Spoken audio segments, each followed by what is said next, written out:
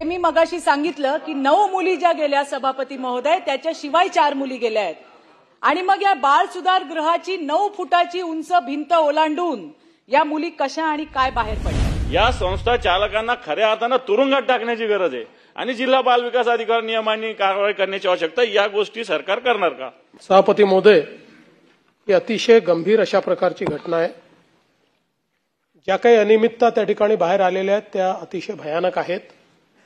त्यामुळे निश्चितपणे जी काही सभागृहाची मागणी आहे त्याप्रमाणे जिल्हा बाल विकास अधिकारी यांना तात्काळ सस्पेंड करण्यात येईल.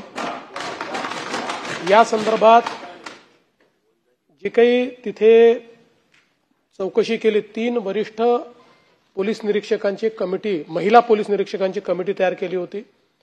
या कमिटीने त्या ठिकाणी मुलींची चर्चा केली. 80 मुली त्या ठिकाणी आहेत. ही चर्चा केल्यानंतर पहिल्यांदा मुली बोलायला तयार नव्हत्या, पण हळूहळू त्या बोलतायत. त्यातनं अनेक गंभीर गोष्टी बाहेर आल्यामुळे या संदर्भातला गुन्हा दाखल केलेला आहे. अधीक्षक आणि बाकी सगळ्यांवर गुन्हा दाखल केलेला आहे. त्यांची चौकशी आपण चालू केलेली आहे. संस्थेची मान्यता निश्चितपणे रद्द करण्यात येईल. संपला असेल तर परत देण्यात येणार नाही आणि जर असेल चालू तर त्या ठिकाणी ते पूर्णपणे रद्द करण्यात येईल. त्याच्याकरता कुठेही मागे पुढे पाहिलं जाणार नाही.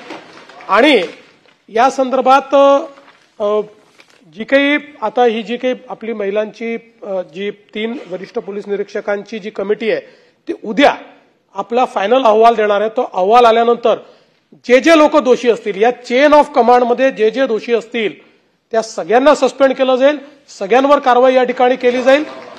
आणि आता ही ज्यावेळेस बातमी आली, आपण ज्यावेळेस पोलीस गुन्हा दाखल केला याच्यावर बालगृहावरती, बातमी पाहिल्यानंतर हायकोर्टने देखील याचं संज्ञान घेतलेलं आहे आणि हायकोर्टाने देखील अॅमिकस क्युरी याच्यामध्ये आता अपॉइंट केलेला आहे आणि हायकोर्ट देखील याच्यावर लक्ष ठेवून आहे. पण हायकोर्टाची जी काही प्रोसिडिंग असेल ती तर चालेल.